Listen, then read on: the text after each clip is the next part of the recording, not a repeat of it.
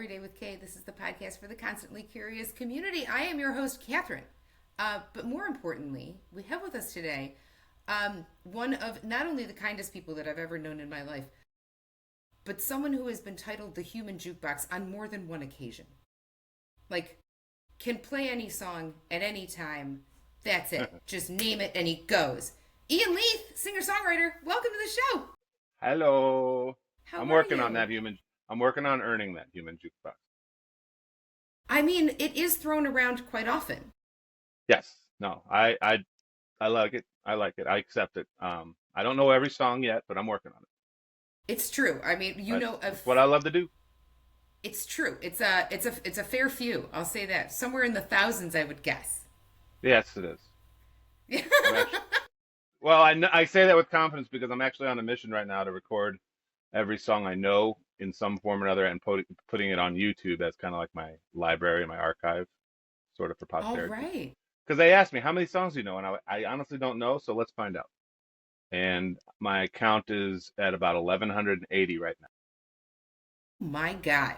and growing. Every day I try to record another song. Like anytime I learn a song, I record it so that if I'm learning it, usually I'm learning songs for a show with another person or something, and they want to know what I play it in, what key, how it sounds, and I'll record it and put it on YouTube and be like, here, this is how I play this one. So That's a um, fabulous idea. What a wonderful idea. No, I was gonna dive right into things, but I should probably get to a couple different things. So first of all, again, it's your show. Ian Leith, singer-songwriter, and that is why you are here. And I'm very, very excited. Do you have anything in a glass that you are currently enjoying, or am I just the one with the wine No, glass today? I have my little cocktail here. This is a Agavero tequila liquor with some Topo Chico. And I Delicious. don't and I don't know what you would name it, but I really it's Agavero. I have the bottle too. I just poured the last bit of it. It's a bottle. I first had this in Mexico a few years ago, and it's a sipping tequila. So it's got a little sweetness to it, but it's not too syrupy. It's just got a little floral like, and I think they use it as you can like an aperitif or something or a desert. What's the dessert liquor? But you can Yeah, no, also a desert liquor and a dessert a liquor. desert, and you can top off a margarita with. Well, that sounds delicious. This is interesting. Tequilas Um, are fascinating to me. I do not know enough about them. It is like one of the liquors that are spirits that I just have not invested enough time in. But I uh-huh. think when I hear like, all right, so this one is for sipping, it's definitely not for shooting or for mixing into like a crappy Right, like paloma. right. And to me, all of it's sipping at this point. I don't do shots anymore like I used to. I'm Dude, about well, enjoying the liquor and enjoying the sip and enjoying the experience, not just shooting it into my belly. we Um, we getting up what's the there. point? What's the point? Right. Well, what's So, right? Right. but tequila is Um, my favorite liquor of them all. So cheers. Oh, cheers. We love it. I have a giant pour in a tiny glass because I packed all of my big glasses. And I've just got a white blend that actually takes grapes from North America and South America, and it is totally serviceable. We are recording on a Wednesday night. This is a great Wednesday night wine. Very, very easy. yeah. It's just Cheers to you. delightful. Cheers. All right, so we like to start out every episode with talking about how we met because the purpose of the show is to kind of build this community around the tiny community that we've already got. How did you and I meet? I'm sure it was through music, in It some absolutely form or was through another. music. I believe you were owning Exit Strategy, and Jessica Phillips was getting married, and she wanted me and Ryan Anderson, another mutual friend, to DJ and perform. And I believe that's the first time we met. It is. I And through think we that had connection, more music was made. But I think yes. that was the point of contact was I think Jessica that and I Aaron's wedding. Yeah, I agree. I think at the wedding was the very first time. I think there may have been like a, hey, I think I know you. Just again from Jen Donahue, another mutual friend. There's Right. this I like think we had web a of ton of people. mutuals already, so it was a fast friendship. It was indeed, and it really did. It just yeah, we got to make some music together, which was the one of the highlights of my entire life so far. Um, and that was yeah, we did. We met at Exit and we met through music, which makes perfect sense for again a musical ingenue. That's how I meet almost everybody these days. It's all I really do is somehow Well, through I mean, music. it isn't, it's your livelihood, it's your entire identity. Not entire Yeah, identity, almost. but Big almost, chunk. right?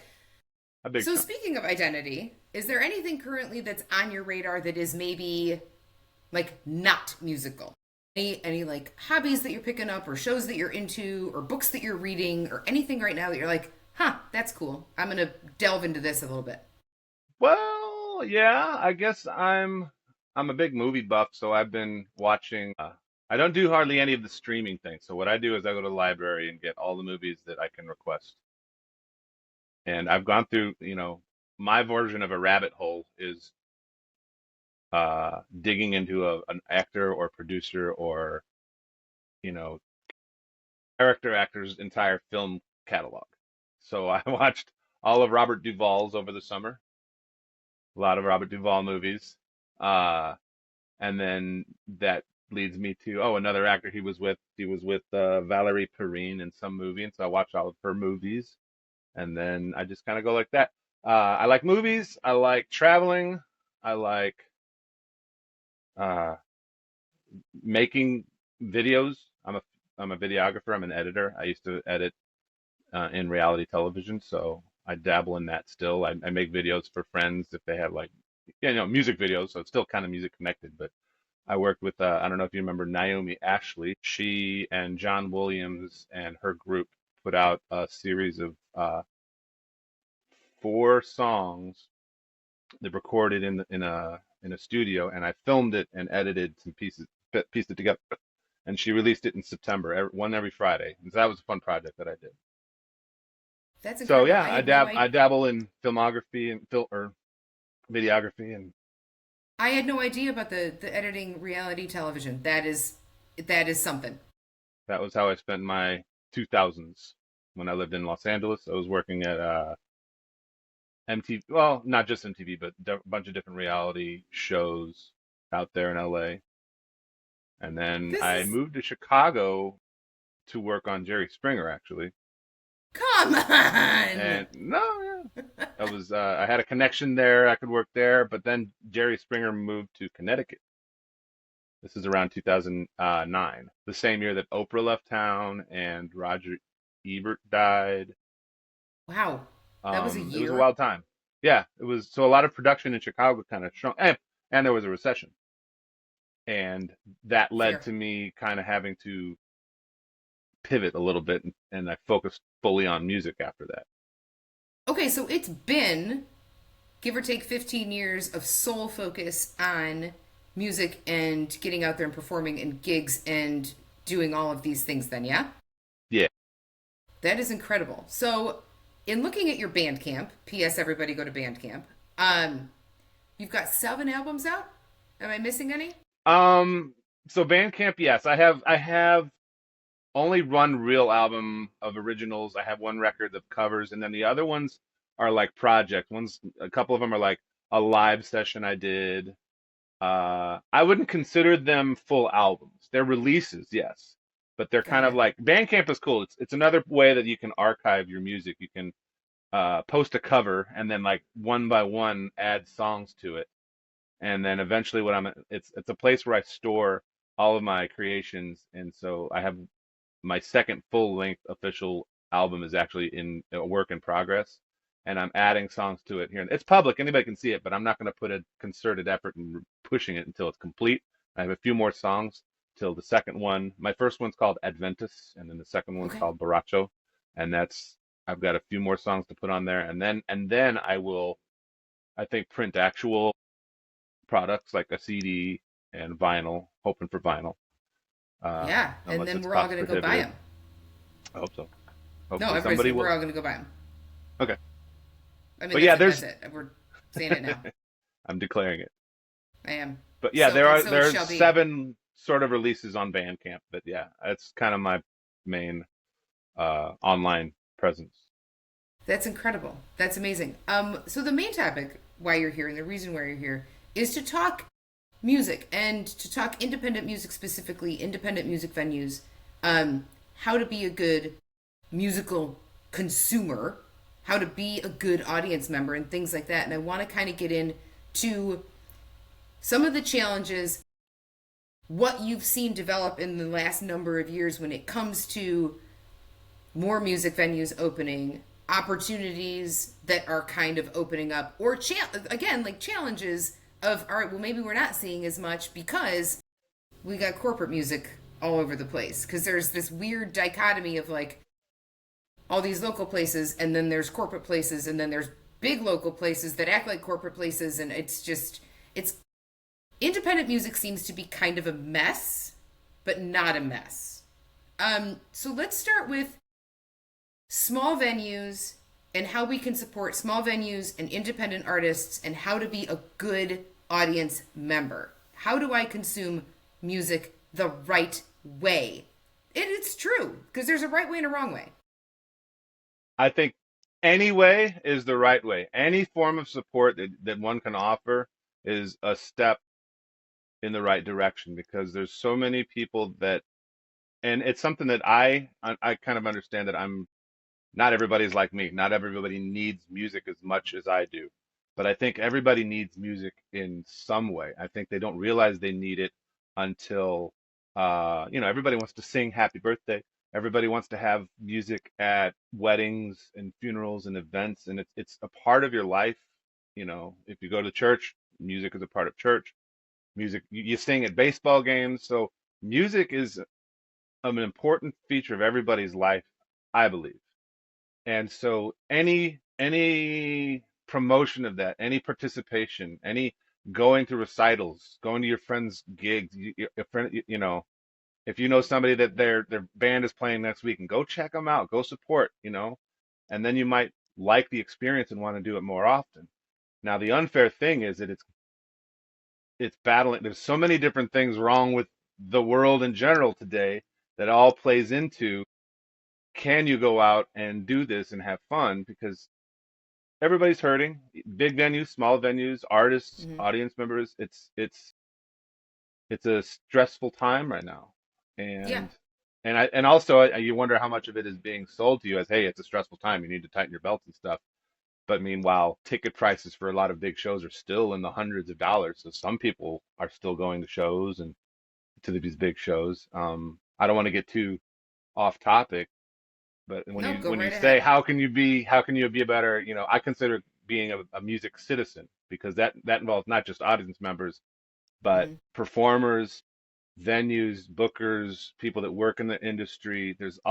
Everybody has to participate to create the community that I think has to kind of be revived again. I feel like there's a certain magic when it hits right. And I've been lucky to be in a community. Berwyn, outside of Chicago, has a lot of venues, there's a lot of support for local artists. Chicago in general loves its local scene.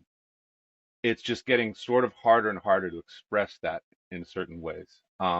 Because now that attention is currency, we are competing not just with other acts that night, and with so much sports going on in Chicago, there's always like a sporting event that might bump music here and there because there's seasons where it's like if the Cubs are ever in the playoffs, forget about having a successful gig during a baseball game night. Um, Right. uh, Or a successful night in general if you own a small business. Just close. right. Just Yeah, close. and Just this close. with there's so much pulling at your attention. You're also competing with just staying home and watching Netflix and chill. You're competing with any music that's been released since the Beatles. You're Mm-hmm. competing with everything that is out there at all, in terms of like, what do you want to do tonight? Do you want to go see a band? Oh, no, I think I'm going to go see this Led Zeppelin documentary at the movie theater. And I'm not saying and none of that should exist. I'm just saying that is all contributing to the narrower, the more crowded lanes Yeah. that I we think are all that's navigating as I think that musicians, as performers, as yeah. anything. The metaphor is incredible because I think the lanes are more crowded and the streets a little bit more narrow. Again, because of constantly being pulled in a gazillion different directions at all times, right? Like I want to go and do this, and I want to go and do this, and I want to go and do this, but my brain is tired because I've also ingested maybe too much news today, or work was really stressful, Right. or this was happening, and then it just turns into like, where do I put my energy? Right. And There's I so much think going on. Where do you start? right, where do I even start? Or in some cases, where do I stop? And how Right. do I reset? And I feel like the local music scene, and we'll get into why. I mean, Chicago's better than everybody, and we get that. But like the Chicago local music scene and its independent artists is huge. But we're just pulled. We're pulled every which way. And if we can stop and figure something out, then great. At the same time, there's been, I feel, there are a couple new players entering into the let's have live music game, right? And it's not Sure. just traditional music venues. And speaking just from experience, at one point we made the pivot at the brewery to bring music in. By no means were we a music venue. Jess and I built a stage out of plywood and painted it while sipping on a bottle of wine, and then like plugged an extra speaker in.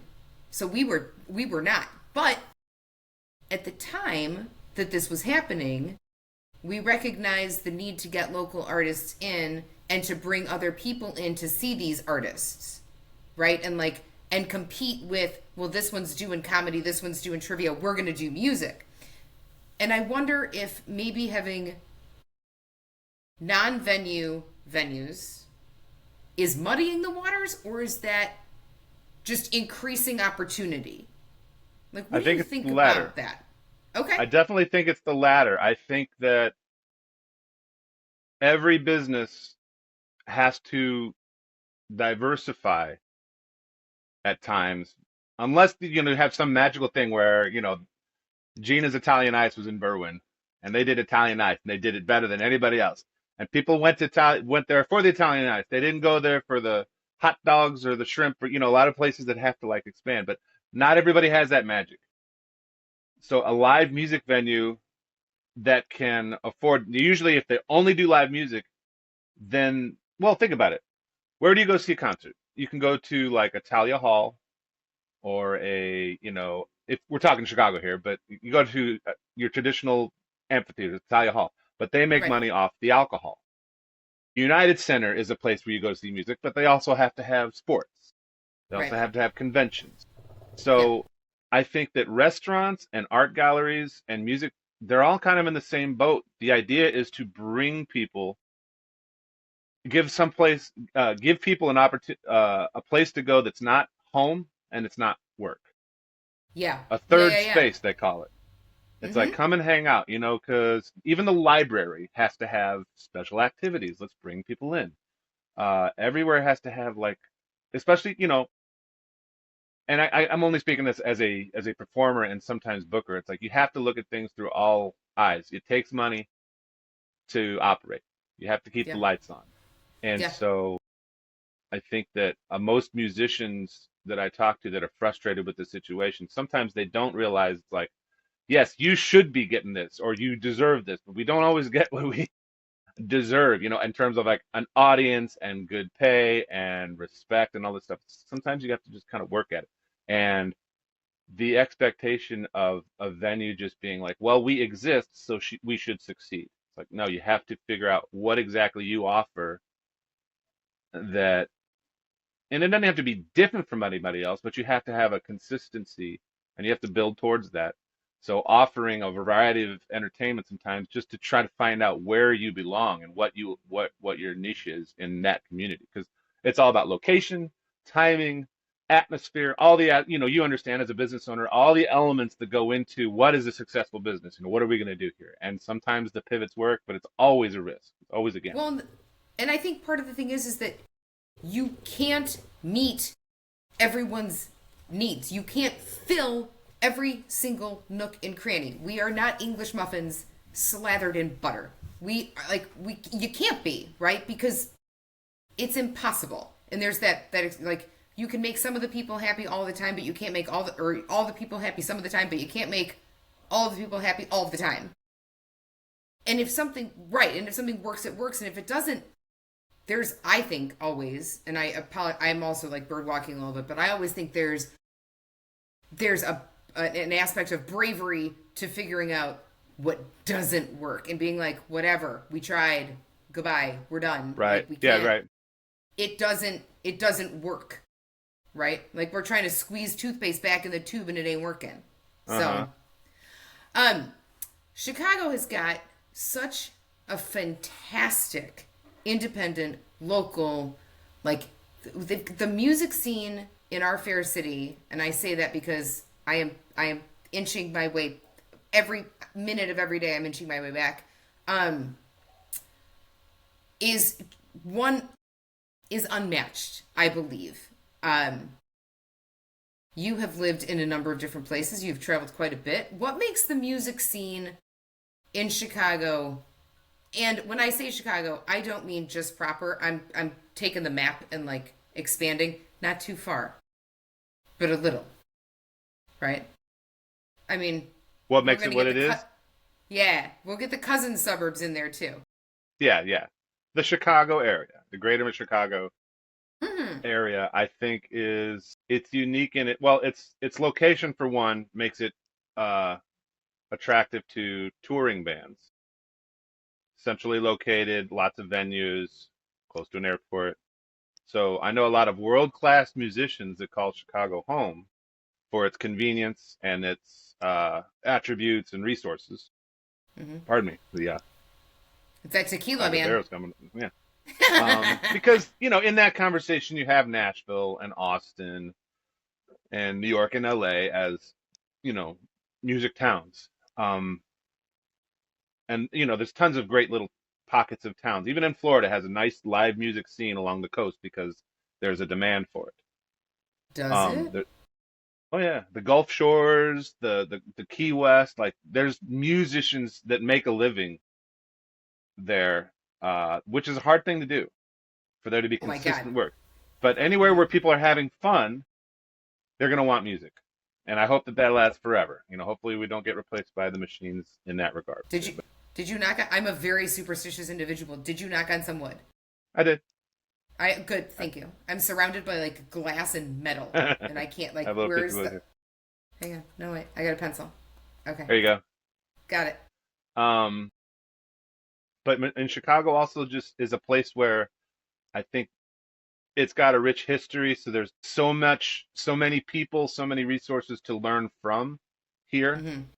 You can go to like Kingston Mines and watch just the baddest ass blues players play. You can talk to them. They're accessible. They're friendly. When I lived in Los Angeles, is definitely an idea of people go to Los Angeles to get famous, but people are in Chicago to get good. And I I think Tony love Fitzpatrick said that. that. That's Um, incredible. and I also noticed that in Los Angeles, the live music scene is funny there because my theory is that LA is full of people that work in the biz. So sometimes they don't want to go out and just see live music or really build on, they might go to the odd thing, but they're not going to build a huge local thing. Um, Right. I feel like in Chicago, there are pockets of places where I love that the best venues are the kinds where you don't know who's going to be there, but you trust them well enough that whatever's going to happen there, you're going to have a good time. And there's a few venues that are like that. I think Fitzgerald's is like that. The Hideout is like that. I used to go to a place called Quenchers and the Mutiny. They were like that. All right. I was Reggie's gonna Music ask, Joint is up there. what makes that? Like, what makes? What are some of the different? What are the ingredients to a place like that? Where I think you need a, you don't need to know anything. You could just go on a Tuesday and know that it's going to be good. yeah, I think just careful tending, loving care by the bookers and managers, support and trust from management and the owners to be like, to be not too many cooks in the kitchen. Sometimes you need a captain of the ship that kind of like uh, puts a lot of faith in the team Mm-hmm. to Mm-hmm. let it be what it is. And when things don't work, tweak here and there, but those have been the hallmarks of the successful places that I've seen is just That's a correct. a a trust in your gut that this is, you're giving quality performers a place to do with the thing without much oversight. The last thing I think musicians want to hear is that, you should play more this kind of song. You should play more happy songs, or you should play, don't be so Come loud. Don't on. be this. Like, let the artist do what they do, and Well, that eventually they work will that find speaks to their the space. yeah, that speaks to the trust component, right? Like you can't you're not just trusting the venue's also trusting the artist and being like Yeah, we've set you up for success. You do your thing. And that's I think it also goes back there's a lot of that goes back to community, to building the community also around some of those things, right? sure, That's sure. and the music community itself, if we're talking about like cultures and subcultures and communities and things like that, you've got the community of venues, but then you've got the community of artists. Uh-huh. And you all know each other. Everybody, I mean, We're I learned that. I only was a like, couple degrees everyone of knows everybody. separation. Yeah, or they know one. It's like Kevin Bacon. There's a only a couple degrees separation sometimes in a town like this because you know it's a tight. We look out for each other. I mean, speaking for myself, it's like I'm exposed to a lot of opportunities, and when I can't take them, I try to share them with my friends who I think is a better fit or can do it, availability wise. Um, I try to encourage any place that wants to have live music. That's why I love the breweries. In the past 10 years, when the breweries popped up, so many were very like cooperative with the musicians. They wanted to give, because again, it's like we're working together. We have some beer, but we need people to come and have that. And then the musicians are like, I have these songs. I'm going to go someplace where there's a crowd. Because it's so hard to build a following these days as a band or musician, as a performer, solo or group, to especially if you want to play more than once or twice a month. Okay, so when you talk about building a following, are there are there platforms we've been hearing a lot if you keep an ear to the ground in the local music community or you pay attention to what your artist friends are doing. um we've been hearing about different platforms, I mean just screwing artists. Are there platforms because we that are more friendly to smaller artists and not just like these like mega humans? Like we're not Are you interested. I talking can about the give it. streaming services? Like, I'm talking like yes. I guess streaming stuff first. I think I've been trying to dig a little deeper into why I should not support Spotify, but I also know that like I need to support Spotify just in the sense of even bringing this to life. Like that's I well, like I, it's a necessary thing. I mean, we can be as altruistic as we want. In the end, we're still talking on phones that are being mined in Africa and yeah. using internet. We're all supporting the man, the big machine. Good luck trying to live without all these necessities in life now. Well, You that's know what the I thing, mean? right? Like So, we and don't and want to support Spotify is part of Amazon, that. but Yeah. I right. don't want to support anything that it goes against my values and beliefs, but sometimes there's just no choice. And I'm not going to shame anyone, for something like Spotify. It's like I wish they didn't do some of the things that they did.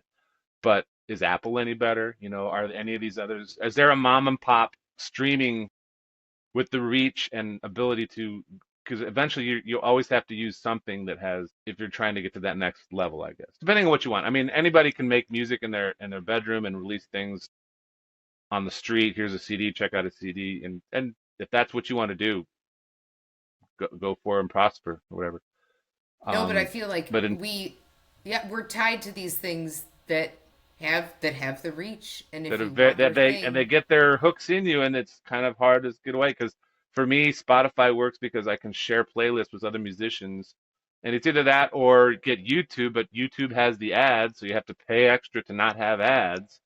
Or hmm what? You pay Google to or a cloud service to store things. Like I don't know the other option for mass music sharing.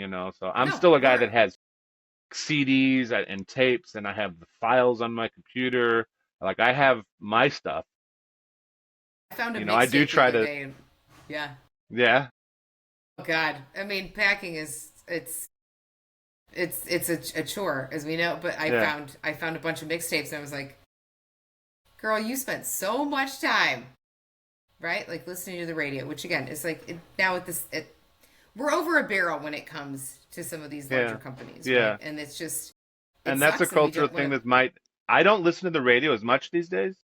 No, yeah, me I neither. don't like advertisements. I don't like, so it's a deterrent. So, but I'll listen to the radio here and there, but then as soon as an ad comes on, I'm gone. Same with television. I don't watch television except for uh when it's football season. I like to watch football on Sundays. Okay, But it's not can you worth for please? me getting a pack. This whole same, and it is now football season in my home. I don't care. I'm a Lions fan. We generally suck. Oh. Listen, when we don't suck, we're happy. When we do suck, we're fine. We move on. This is the life of a Lions fan. I kind of feel like Bears fans are similar in the sense of like we're generally not awesome, but when we have really good years, we get really excited. But we're It's also like, okay hey, when how we about don't. that? Yeah. Right? Like, look at this. This is great. Meanwhile, the human person I live with is a Cincinnati Bengals fan. Woof. But back to the advertisements. No, it's the only time. It's the only time of the whole year that I can see an ad. I'm like, turn it off, make it mute, go away. Well, I Gross. do want to answer your question over what's the best platform, and I guess when Please if I do can substitute if bring I me can back. substitute platform with uh avenue, Mm-hmm. the best way to support musicians is to see them live, buy their merchandise, buy directly from if you want their music, buy directly from their, usually they have a website, or a Bandcamp is one that has a more fair percentage cut for the artists. Nice. Okay. Um, but again, there's people that like to possess the music and have it on their phone or whatever, on a CD or something in their as a physical thing. And then there's some that just want to hear it when they want on Spotify or YouTube or Apple or Tidal, or I mean, there's so many different. There's like, I forget how many different streaming services there are, but there's a ton now. So Amazon many. Music, Right. um, So this one's an and those are all the ones that they pay half of a penny per 1,000 views or something. It's that's no way that musicians are getting a fair. But then they make the membership so cheap, and I right. don't know how much money is out there that has to be divided. Plus, there's AI musicians up there too. Did you hear about the country song that's No, there's like I a do not. No, I don't country at all. If it is no, absolute zero well, country. there's a country song that is AI generated that is like on the charts now, and I don't think people realized it was AI. I can look it up. It's actually, That's gross. That's oh, very, gross. very bad, very bad. It's It's very like, bad. so It's very showing gross. how easy things can be sort of manipulated. Yeah, While it's you're looking it up, called okay, go ahead. Sorry. "Walk My Walk" by Breaking Rust. Breaking rust. Yeah, What does that it mean? it's just, It means you literally. You probably know like, what it what's a means? good country music sounding name? Breaking Rust. I And I can't. haven't And heard it, but I think it's a hilarious notion. I think the name, the band name is a riot because all I can think about is like when you have a rusted out pickup right over the wheel wells. There's always like the lacy parts of the rust, and you gotta like kick it off. Yeah, yeah, That's what I'm. That's where I'm. My head like is the at. little flaky stuff, right? Ugh, breaking. Get the fuck out of here. Well, there's a band called Velvet Sunset, I think, and they were like an acknowledged, like, this is an AI band that was like on Spotify. And there's a lot of rumor that some of this stuff, and I don't even know if it's rumor, it could be verified, that Spotify associated companies and agencies are actually putting up all this AI music so that it generates streams and it sort of self promotes itself. gross. There's a lot of gross stuff on Spotify and in the internet in general. Like, they also say that in a lot of these social media platforms, how many are bots talking with bots? Right, right, How right. many are fake videos? Because I get, my algorithm is so messed up sometimes. I'm like, how is this a thing that was made, and how does it have 1 million views, and who's viewing it? And I'll go and see, and it's like these obvious fake accounts with like one picture and two friends, and Right, right. Oh, it's Pretty soon the internet yes. will just be a bunch of bots interacting with itself, and the people will be leaving it. I hope that's what I would like to It see. would be nice to get off social media, but again, that's one of those necessary evils that if you've ever been a small business owner or an artist who also, frankly, are all small business owners. You are your own small business owner. You have a business. You have a brand. You have those things. But Correct. if you've ever been somebody trying to do something in the world with print advertising being absolutely dead, you are bound. I mean, we're just bound to social media. We just Yeah, are, and it's it's just gross. unavoidable. Eh. Yeah, Speaking of and gross, here's a question for you. Um, and it's probably uncouth, but at the same time, I don't think that that actually is a thing. When it comes to tipping artists, when you go out, now I clearly like you should tip every single person that you ever encounter in the service industry or music industry. You should tip them very liberally because this is hard work. I have come into contact with human beings who are like, well, why would I tip the artist if the venue is paying them? And I just kind of look at them and go, because this is something you can't do because these people are on a stage and you're not. Where do you land with this? I'm a It's soft weird, I'm salesman sorry. when it comes to that. No, it's something that I think about a lot, but have never really articulated feelings for. So this helps. I would never want to pressure anybody because you're right. I'm getting paid by a place. I think someone, if you're busking on the sidewalk, I don't want ever to make someone who's passing by feel guilty into giving me money. I don't want that. But I think that if you get some enjoyment out of it, if you stop and pause and you do enjoy it, and you think if you were to put money in a jukebox, it's like a Yeah. dollar for two songs or something. I don't see it as too far off of that. I think Okay. it's if you want to be if you want to show a polite gesture and show some appreciation and uh then that's fine. Like, and if you don't, I honestly feel that's fine too. I guess the challenge for musicians is always trying to find these generous folks who appreciate music and want to give back. Because you see it all the time. You see people will give money for this and that. Oh, let's rebuild this statue, or let's build this mural, or let's build this thing, sporting artistic creations. And also, like, I know that money has to go to many different places. I don't want to take money away from somebody who needs something health related or something. I find Sure, that, yeah. but it's all our money, and do with it as you wish. So I would never guilt someone in that situation, but I also wouldn't discourage it either. I'd say understand that musicians are, yes, they are paid by the venue, but they are still blocking off a huge Mm-hmm. part of their day and life for that time spent playing music in that restaurant. You know, they have to Mm-hmm. get to the venue, they have to practice, they have to load in. There's other things that are involved. It's not just showing up and being like, "Hey, hi, give me your money." It's only No. I honestly just encourage, like, if you enjoyed the song or if you requested a song and we played it for you, that's especially, I think that's an area where I could argue That's a that's a big mandatory one. thing, you know, because that is like putting money in a jukebox. It's 100% putting And money in a jukebox. It's I would 100% say, that. yeah. Do you have, So I think I agree with all of the things, but I also agree with like if somebody is performing, demonstrating whatever a skill that you know very well that you cannot do, you show that person appreciation. That is the end of that story. Like I can't get up there and do that. No, yeah, here's $5. Um, I've been guilted into giving, like, I didn't want the magic trick done at my table, but he did it, and I'm like, I can't do that. Here, you earned my couple bucks. Like, wow, that's the pretty cool. magic trick, sir. Is this your card? Yeah, it's like, well, Yes. goddamn it is. Yeah. I mean, shit. Yes, it is. It's Oh like my I god. didn't ask for it, but I was impressed. Right? Yeah. So circling a little bit back to the beginning and the moniker of the human jukebox. Do you have a style that you are particularly fond of? I know just from like personal experience that you will go all over the map.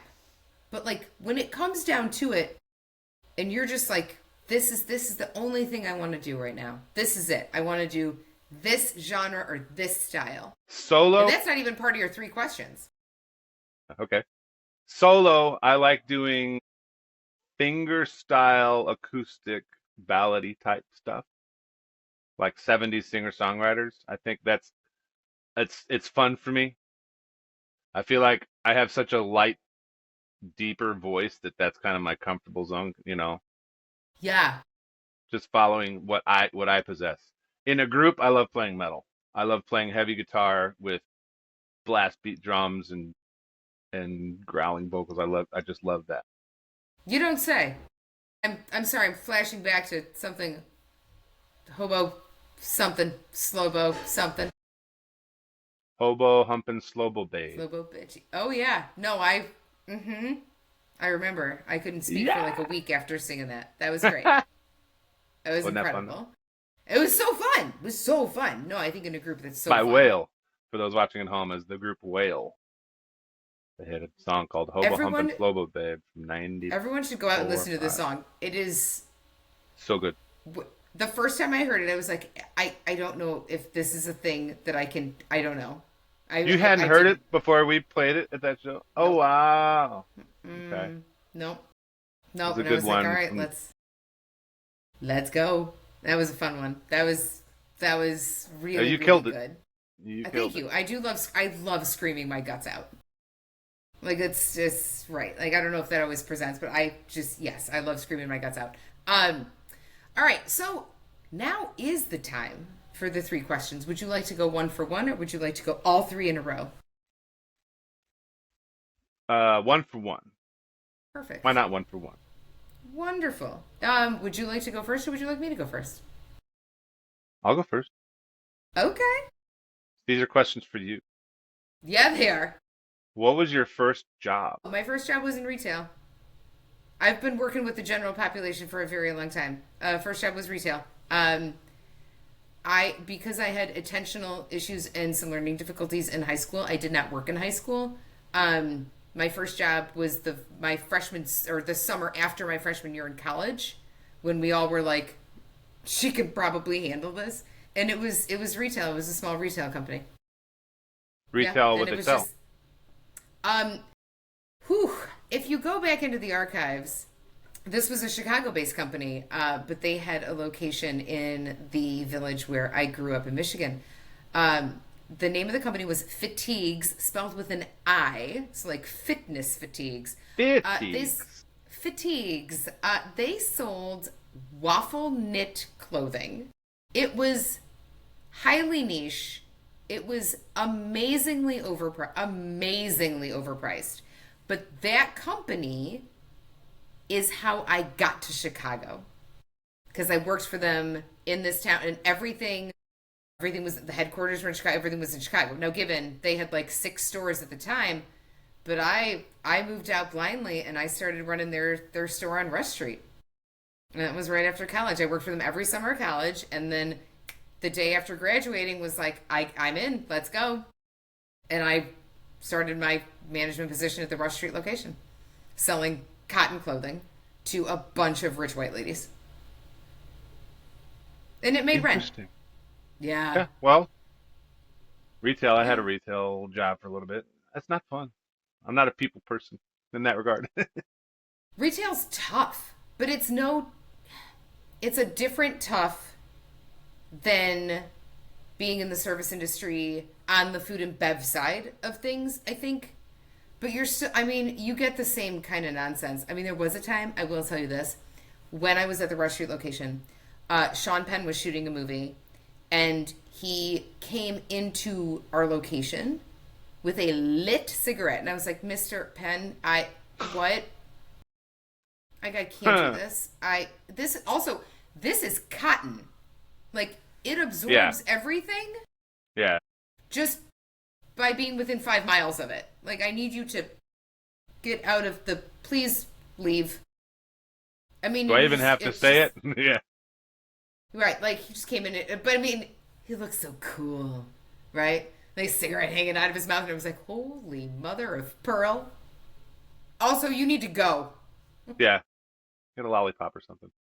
I mean, I've got a Jolly Rancher, I'm sure, like an 80-year-old woman in my bag somewhere. I'll give you that. You want some cotton waffle weave clothing? So that was the first job, plus a story. All right, Okay. mine for you. I saw recently in a post that you have been very excited to explore and learn more of the Beatles catalog because you were not a fan earlier in life. Yes? What has been, I appreciate the contribution that the Beatles have given to music, but I've never been a fan. So I would love to know what what has flipped that switch. What are you excited about learning? What have you like? What has that done for you? What have you learned from this? Uh, I've learned just how groundbreaking they were at the time because I'm a huge music student in terms of like I like to go back and hear what else was going on in 1964, 65. And no one else was doing what the Beatles were doing. I mean, they were doing something that they improved upon, I'd say. But I Hmm. can't think of too many. But I consider the Beatles to be like one of the first like garage bands because they were a group of musicians that pushed themselves off as a group. And there was only a few groups before them. I'd say like the Coasters were a group. But before them there was always like Buddy Holly and the Crickets, Bill Haley and the Comets. It was always a feature performer and the And band. the okay.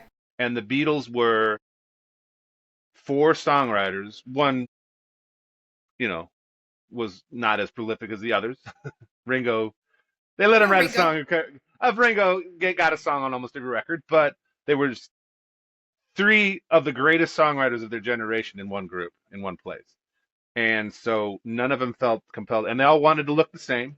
You know, they all got the same haircut, same style, so they were pushed as a unit. And at the time too, there was the Kinks and the Who was right behind them, and some other bands where it was like bands. Before them, it was solo artists and their group. Yeah. And so listening to how that dynamic changed music, how the way they structured songs. Like their songs were hearkening to so many different styles, cabaret style, country, R&B, and then they eventually evolved their own sound. And they did so much in 7 years. They were only a band.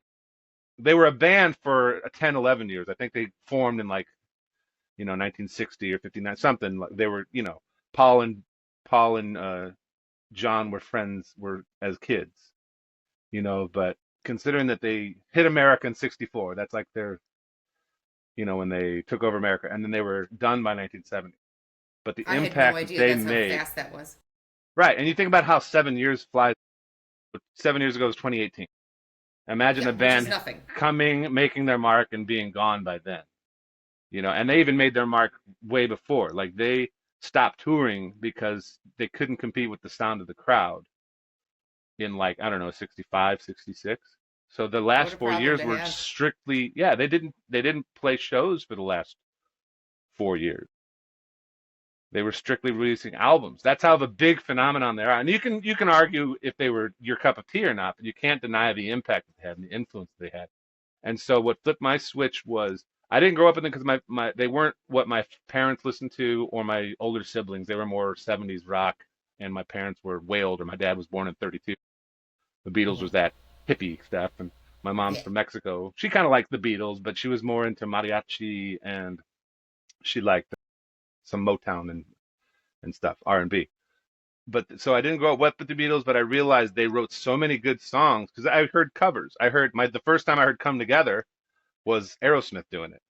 The first time I heard "Across the Universe" was Rufus Wainwright doing it. The first time I heard, a lot of these songs like somebody else cover, and then I realized, of course I heard "Here Comes the Sun" and "Hey Yeah. Jude" and a lot of the radio stuff, but until I was about, I don't know, mid-20s, I didn't dig into any of their records. And when I listened to their records, it's like, oh, these guys are everything that people say they are, Hmm. talent-wise. Hmm. And so I guess that's the long version of your hopefully that answers some of your questions, like No, just it's. recognizing their impact and seeing how my favorite musicians cited them as heroes. So this had to have been something going on there. I think it's perfect. And again, as someone like as someone who can I appreciate everything that they did, and I appreciate the different kind of like evolution and the phases and how they kind of developed their sound and where it went from like, the bowl cuts to Sergeant Pepper. That was like that evolution, that trajectory is mind blowing. It's just that I again was never we listened to Motown. I grew up in Detroit. That's what I listened to. I grew up with Motown. That's it until high school, and then it was as much rap as I could possibly consume, and it was like, that missed my musical radar. So yeah, I was fascinated when I saw that. Yeah, and I struggle with listening to new music, not because I don't like it, because there's still so much old music that I haven't fully appreciated that I find myself going back and being like, how did I miss this? Or like, going back and imagining what hearing Black Sabbath must have been like in 1969, or bands that Black Sabbath was trying to sound like, or because we take it for granted now. I think a lot of people think that what's around now has always been around, but it hasn't. No. You can remember. I mean, if we're in the same age range, I feel like remember how the late '80s, when you started to get exposed to all the other music out there, like when rap came on the scene, and then alternative music came on the scene, and then the new wave stuff and the industrial stuff. Like when Nine Inch Nails came out, that was nothing like God. Nine Inch Nails.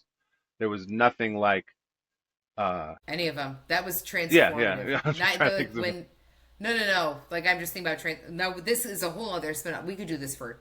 I could do this for days. Like what albums are the things that impact you the most? But that's not like. If I continue to birdwalk, we will go to a different zip code. Yeah, right. We will be gone. We'll go so far off the rails. Anyway, that was my first. Okay, sorry. Oh, is it my turn? It's your turn. Or I'll just keep talking about albums. So yes, it's your turn. Wherever the conversation heads. Right. I kind of forgot about this part of the interview, but I can definitely think of some questions. I have a question. Yeah. Do you have any interesting collections? Yeah. Do you collect anything? I do. I collect fervently depression glass. I collect glassware. I collect glass that was made in the Depression era. There were 2 factories in the U.S. that would recycle old glass, remelt it, and then they would make this very beautiful dining ware, but make it very cheaply, and it would have all these different patterns on it. And I hate to sound braggy. I have an outstanding collection of Depression glass, which means it is solely from the era of the Depression. A lot of it was sold from the Libby Glass Company out of Ohio. It is, you can dive deep into like the colors that were available, the different patterns that were available. It is, I write. How do you spot that out in the wild? Oh, once you start to tune, it's the same way that you can spot a lot of things out. Like once you start to tune your brain to zone in on something. So like one of the best examples is if you go to an antique store, and there are so many in the general area that you and I have been speaking of. There are so many. If you go into an antique store and you find a stack of plates and they are like a pale pink or a pale green, and if you look at the edge, there's probably some kind of floral design. They're not very thick because this was the Depression. They were trying to sell them so people felt okay about like, I can have nice things, but I can pay 2 cents for this plate. Because this is all old glass that's been, recycled and reused to make this. That's how you break easy? Look for the. You know what? Shockingly, no. I put that shit through the dishwasher. It has been in a storage unit the whole time I've been in the swamp. Like, it is both delicate and hardy at the same time. Yeah, it is. That is my thing. I will go out and I will hunt for cool Depression glass. There are 2 colors that are very, very rare. And I have one of each of the super rare colors, but like scads of the other. Don't worry, I'm going to move back. I'll have a Depression glass party. Come over. Okay. There it is. I want to see this. It's so cool. It really is. It's good stuff. Yeah, it's glass. What do you got? Glass. Right. That's really a pain in the ass to pack up and then to move across the country and then to move back. If only I I could have bet. found I somewhere bet. to. I bet.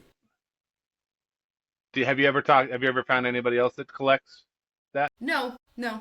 Um, I mean, my mom is into it. She knows what to look for. So if she's out and she sees something cool, then like she'll send the photo Okay. and is like, "Do you have this pattern? Do you have this pattern? Whatever." I mean, I have. There's an encyclopedia. I have an encyclopedia, so like, I know what I'm supposed to like Okay. be on the hunt for. You're not Like for alone. example, I'm not alone, but I'm not surrounded by many when it comes to this one. But I'll tell There's you, not much you put competition out there.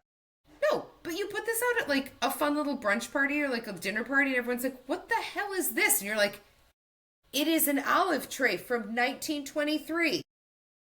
Would you like not an olive because they're gross, but something else that's pickled?" Great conversation starters. Yeah. You know, You like we don't need come. help I with don't. I that. mean, you don't come across that. I guarantee you, if you were to see a piece, you would think to yourself, "I've absolutely seen this at my grandma's house. 100%. 100%. I will show you Okay. someday." Okay. That is my promise. All right. I don't know this, and I wish I did. Are there any instruments that you don't play? A ton. Okay, which of the Uh, ones that you do not play, what do you wish you did play? like a saxophone. I don't do anything with breathing. I don't do anything with reeds or valve. Okay. I don't blow. I don't even play harmonica. Like I've never been able to do that. I just don't Uh, blow into instruments, people. I just don't. I mean, uh, I've never had access to one. I've never. When I try to do it, I'm just like, I couldn't do this for more than a minute. Uh, and it's just something always kind of corny about the folk musician that has the harmonica and this, it's kind of sitting there. It's Mm. just kind of. I feel like I don't know. I was like, I I don't want feel to be like that guy, but there's a lot of chapped I, lips with reed instruments. yeah, a lot of sore tongues and lips. I don't have the embouchure, and it just looks really hard. I've grown to accept the harmonica. I like because some of my favorite musicians are like Colin Malloy from Decemberists and Beck, and they play harmonica on songs, and it's a nice accompaniment to what they're doing. It kind of fills in some space, gives another sonic layer to a song. So I appreciate the presence of it. Just haven't Hmm. gotten around to. I guess I'm also jaded by when you play like open mics and you see a guy playing harmonica. You start playing a song. It's like, wait, what key are we in? And he has to pull out the correct one, and they'll say, no, that's the wrong key. It's like, what are you telling me for? This is the way Right. the song goes. I'm sorry, you don't have the B flat harmonica or whatever. Right. Sorry, man. Also, now I just want That's a Ian musician. Leith does yacht rock. Just get this sax going. God damn. It's a good time. I know it does sound cool. I wish Right? I could Like play. that I sounds don't good. really play piano either, and I feel like piano. If I could play piano, I would get so many more gigs too because sometimes there's places that have a piano and well, shoot, I could just start playing here. But I can only do chopstick. Sweet.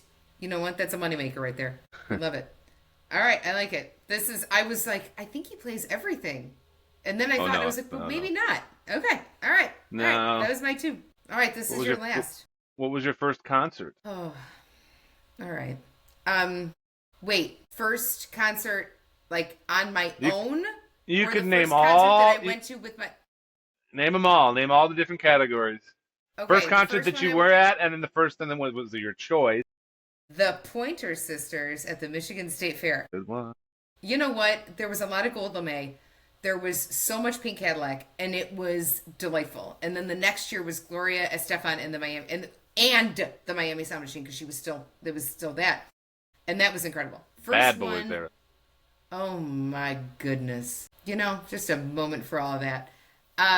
And then the first one I went to unaccompanied was the Indigo Girls. Oh, Yeah, learned a lot. learned a Yep. lot. Just I was like, this is great. I'm at a concert by myself. Like this is wonderful. It was a bunch of high school friends. Everybody was singing Closer to Fine. This is why you and I did Closer to Fine because that was like like that album. The Indigo Girls in general live in my bones, but like that album is just like that's one of those formative, like it lives in my heart and my blood and my bones and everywhere. Yeah, that was a big one. That was a big one. Those are the first, yeah, accompanied, unaccompanied, just ragers. Those are good ones. They're not, Where was the yeah. Indigo Girls at? Was that Outside, it was an outdoor. So imagine a Detroit equivalent of Ravinia. but did they have any openers, do you remember? I don't think so, but honestly, it was so like we were the group of like six of us that all had our jean shorts and our Birks, and we were so excited to just like go and do this thing. And we were all theater kids, and we're just screaming our just screaming our heads off, just singing every single lyric. Yeah, that was really something. Also, Amy and Emily, they work harder. They're some of the hardest working musicians I think I've ever witnessed in life. Like they just never stop touring. They're always out there. They're always doing something. Good for them. I know. I know. They're older than I am, which means that they're probably very tired and very menopausal. And they're probably like, I just want a nap. Yeah. And then But they're like, they're no, they're sorry. still they're still they're still a couple, right? They're still Oh, they've been together the power whole couple. time. Okay. They They're are not a absolutely, Stevie Nicks, Lindsey Buckingham type situation going oh on where no, never. good for them. No, no, Good no. for them. We're long hauling it with those girls. That helps. That It does. you know It it's does. Yeah. a couple activity. I like that. I like that. My last one for you is as we're recording in November, and it is officially like the giant food season of life. Do you have a comfort food? Like the food that makes you feel better no matter what?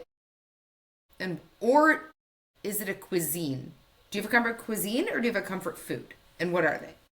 My mother's empanada Mm, makes me happy all the time. She makes the best empanadas, and anytime I'm home, she somehow miraculously has the time to just whip up a batch. And yeah, I'd say that. My favorite cuisine, I don't know, Mexican food, but that's just because I was raised on it. sure, yeah. Um, Well, also because it's delicious. and it's delicious. It's bonus for that. You know, Right. it's meat and tortillas and cheese and lettuce and tomatoes and spices and peppers and Literally everything good. Yeah. rice and all that. You can put that in Yeah. any concoction you want. It's still just delicious. You can fry it, you can just Did bake you? it. Yeah. I'm making I'm going to next week make a giant batch of pozole and There you go. That's freeze a it good and winter then thing. it All right. is. I mean, we're not going to making it here to freeze and drive up Are you using because hominy? oh yeah. Okay. Uh-huh, That's the please. way to do it. Yeah. Yeah, yeah, yeah. Uh-huh. I cracked the code on it prior to the move to my pozole and like figured out the thing that I need to do every single time. And when I figured that one thing out, it was like this is it. Hmm. This is That's a it. good one. That's a It's that's not a bad. that's a comfort food. That's one of the top ones. I also like lasagna. I mean, I'm a pasta guy. I like Yeah, yeah. lasagna, Well, pizza. a little Italian, a little Nothing too. Chicago in there. You got to have some pasta. You got to have that Italian in Sure, there, right? sure. Right. Yeah. Did you have anything you were going to talk about moving to Chicago? No, we don't have to. You mentioned prior. No, I think Okay.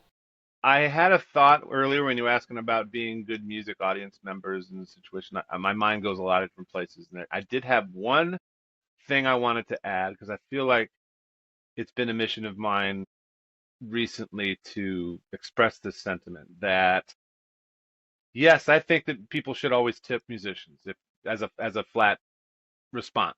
I would never want to guilt people into tipping, but always highly encourage it, especially if you're having a good time, and especially if like you're sitting there for a while and you're engaging with the artist and the artist is talking with you and responding to your existence, saying, hey, because a lot of times musicians are trying to figure out what's going to work in this room. And so me personally, I read the room and I try to cater to the crowd. If there's kids there, not going to be too blue.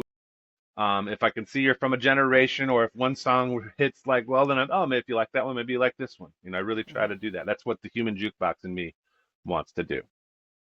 And every now and then, an audience member wants to be generous, and wants to buy me a drink. And they will get offended if I turn it down because uh, Right. I don't particularly care to drink while I'm performing because I'm working. If I have a drink, sometimes it's to kind of loosen up and just to have one and nurse it. It's more of a prop. Uh, I would always encourage the audience member to just tip the band or musician half of what that drink would cost. The musician would rather have the money than the drink because a lot of times they're already drinking for free from the venue. They already have a bill going from there. And then sometimes the musician's in recovery Yeah. and doesn't want to be, I think that there's a weirdness when people get offended if you're not drinking. Because I'm always trying to reconcile this fact, trying to come to terms with the fact that I'm in a business that encourages people to drink in order for anybody to make money, Mm-hmm. and I'm talking to someone who used to own a brewery. So you understand it's like Yeah. it's part of the game that you're in. And I would love for there to be more opportunities for people who drink, who don't drink, sober bars and sober breweries experience. I don't want it to all have to be tied into that. But if that's the game we're playing, don't assume that everybody's on your level of like, oh, you want to be this, or just buying shots of like, oh, here's some Malort. It's like, I don't like Malort. Here's this and that. Like, have Thank you for doing the a, one shot of Malort with me then. I will do a shot of Malort with you. I will do a Yeah. shot of Malort every balloon. But for someone to assume you like Malort, that seems aggressive. Very Because you know aggressive. what you're getting into. It seems I thought we were friends. Why did you give me this rotten celery juice? And like I don't want to sound unappreciative of the people that want to buy you a drink because that's their love language a lot of times. It's like, come on, bastard, have a drink. I'm just saying this as a thing that comes up from time to time for musicians where it's like you don't want to be rude, but you do kind of like. One time, I'll give you an anecdote. I was playing with a Pink Floyd tribute band, and we were making probably $150 for the five of us, so $30 each. We were making for this gig, and somebody bought us a some drink combination, which was a beer and a shot of Jägermeister, and he bought a bucket of them. So it was like 5 beers and 5 shots, and it all totaled to be like over $100 for the band. And we all looked at it like, "That's What are you awesome. doing? That's all." We were like, "Thank you," but two of them didn't drink. One of them was like, "I don't really like Jägermeister," and so I ended up getting like 4 shots of Jägermeister. I'm so sorry. That hurts my heart for you. And it's like I don't want to be like, "Oh, poor me, I had to do all these shots of Jägermeister," but the fact that we were making not much more than what that whole tub of booze cost. Right. We were sitting there going, well, I guess this is better than nothing. It's like we were all sitting there going, boy, I really wish he would have just put $50 in there. So Well, right. I think the biggest thing that speaks to is the general assumption that folks make. And like at the end of the day, and it is crass as all get out to say it, but at the end of the day, the cash is always going to be better than the assumption that you're making. Because the assumption you're making is yeah, that, like, oh, I'm doing this really wonderful thing. If you were going to spend $5 on that Miller Lite, please just give me five. Like that $5 instead can do a ton, right? Like yeah. it can just do more than a Miller Lite can do, and a Miller Lite can't do shit. So And I know this might be a hot take. Some people might be like, oh, you're a jerk for not showing appreciation for the drink and stuff. It's like, I get that. In the long run, I kind of feel like as a musician, like I said, we're probably already getting a drink from the bar, and it's more about putting gas in the car that night that's 100% at a it certain level. because when you think about the amount of travel too that a lot of artists, I mean, you very much included, because I know how far you will travel, and it is a distance, and like that's more helpful. Again, Yeah. that's absolutely more helpful Or buy a than the shot T-shirt, of or Jaeger. buy a CD. It's Right. definitely not about the money. It's more about getting the most out Mm-hmm. of that. Like here, what we really want to do is give something to you that you can take home and spread the music, so to speak. And then in non-monetary ways to support. So for, the folks that are watching and listening and things like that, how can our listeners, um, how can they support you? How can folks support you? Well, if anybody's in Chicago, I come know. see come see a show. I'm looking at my schedule now. I'm trying to think of where I'm. So, come see a live show.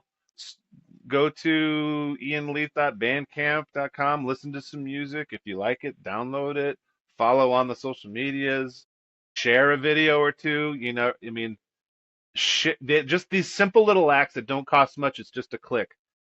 Speaks volumes to the musician. If a musician ever sees that people are sharing or Mm-hmm. forwarding their art, it makes our fucking day. You know, anytime it doesn't even happen on a monthly basis when somebody goes, check out this song that this guy made. That's really cool. Or check out this performance.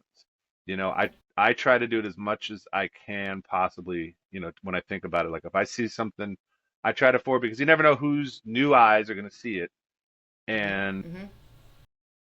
push them further along down the road or elevate them or give them that boost, even just a boost of confidence to show Right. that, hey, what you did reached somebody and I they enjoyed the experience. So keep doing it. And it's encouraging as hell because that's the love language now. There's no like other way I think that works as well as just the idea of acknowledging and sharing I the think stuff. that's, yeah, You feel you've like hit so the much of your nail. stuff just falls on deaf ears sometimes. Or you don't even know if the Yes. algorithm's working in your favor. You don't know if you're posting something because all these different sources have like, all right, we saw your post, but would you really like it to go to everybody? Because that'll cost you $35 to boost your message. You could get a paid ad.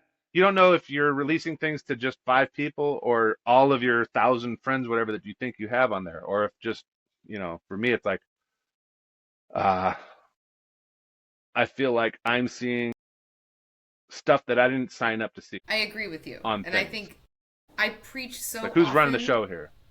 Well, that's the thing. And I like, thought I was. well, I mean, so we thought. One of the easiest things that any human person with a phone or a computer can do is to like something. It is to share something. And again, Yeah. it's this tea tiny eensy weensy. It takes less than 1 second to be like, share. I like this. Add it to my story. I like this. This Yeah. is the way to support independent musicians. It's the way to support. It's the way to support the person that is currently speaking. Um, yeah. And I So much promise like I with. won't reverse stalk anybody. I won't be like, oh, did you like that? Here's some more stuff because Oh, I I think don't promise everybody's that at all. You all don't mind. right. Just Well, kidding. you're nobody until you get a stalker, I guess. You haven't really I made don't it. like. Okay, well, that's a whole other conversation for a whole other time. But I know. Oh, It's a good one. oh boy. Yeah. I'll hit stop and then I'll fill you in after we stop recording. Oh good. It's one of those things, and I ask this at the end of every episode too. Like, take 30 seconds, subscribe to our YouTube channel, Every Day with Kay. Go ahead and hit follow on Spotify. That'll Hmm. actually follow you, and it helps so much, and it takes no time. Um, Share a social media post, add it to your story, do something. If your friends want a picture of your dog, then they also want to know what you're listening to, be it Ian's music, be it this podcast, be it whatever. Um, Buddy, this is a little bit of a cold call, but do you want to sing us out of the episode? You don't have to, by any stretch. I didn't know if you maybe wanted to like hit a little butterfly, possibly a little koala. But if you're like, no, I'll thank you, do it. you I do it to mean, me. I'm always ready. I'm always ready. All right. If only I had a guitar with me. If only you had your axe. I'm so unprepared. Oh, he says, Uh, slipping said strap right over his head, ready to go. Ladies and gentlemen, Ian Leith.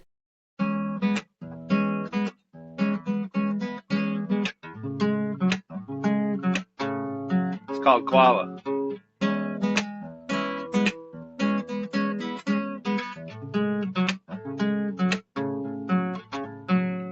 Did you know that children never really grow? All this ritual is just a show. We keep playing along. Did you know koala's not a bear at all? In fact, it's a marsupial. Guess, wonder what else we get wrong. See what I did there? Well, can't you see that speaking scientifically, there's only one family tree, bird to the manatee. But love is love. If You believe in God above, even in the lack thereof. We're all looking for heaven, whatever the hell that means. Just